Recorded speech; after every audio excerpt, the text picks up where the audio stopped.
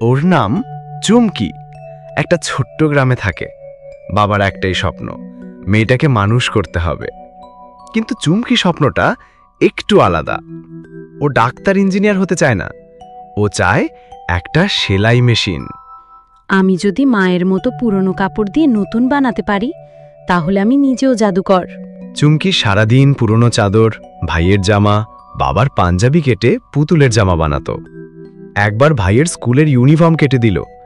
মা তো রেগে লাঠি নিয়ে এলো। এই জামাটা ছিঁড়ছিস কেন রে? তোর মাথা গেছে নাকি?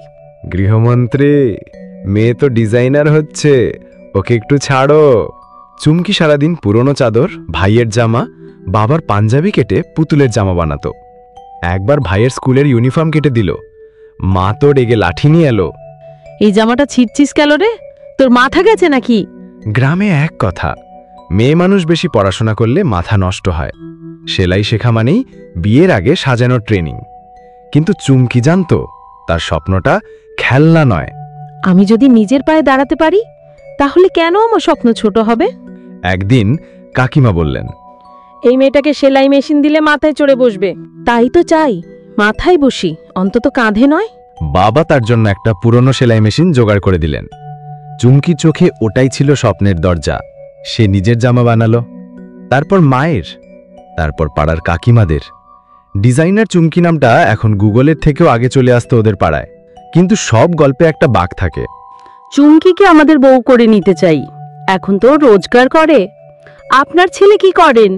এই তো খোঁজে চাকরি। তাহলে তাকেই বিয়ে দিন। আমি এখনো নিজের স্বপ্ন সেলাই করছি। একটা মেয়ে যখন নিজের স্বপ্ন দেখে, তখন সেটা শুধু তার না, সেটা একটা সমাজের আয়না। মেয়েদের স্বপ্ন ছোট হতে পারে, কিন্তু সেটা ঠাট্টার জিনিস নয়। সেলাই মেশিন দিয়েও ভবিষ্যৎ গড়া যায়। শুধু দরকার একজন বাবার ভরসা আর নিজের প্রতি বিশ্বাস। সব মেয়ে রাজকন্যা নয়, কেউ কেউ রাজা হয়ে ওঠে নিজের ঘাম দিয়ে। সম্মান দিন, সমর্থন দিন, কারণ মেয়েরা শুধু ব্যাগ নয়, দায়িত্ব বইতে জানে।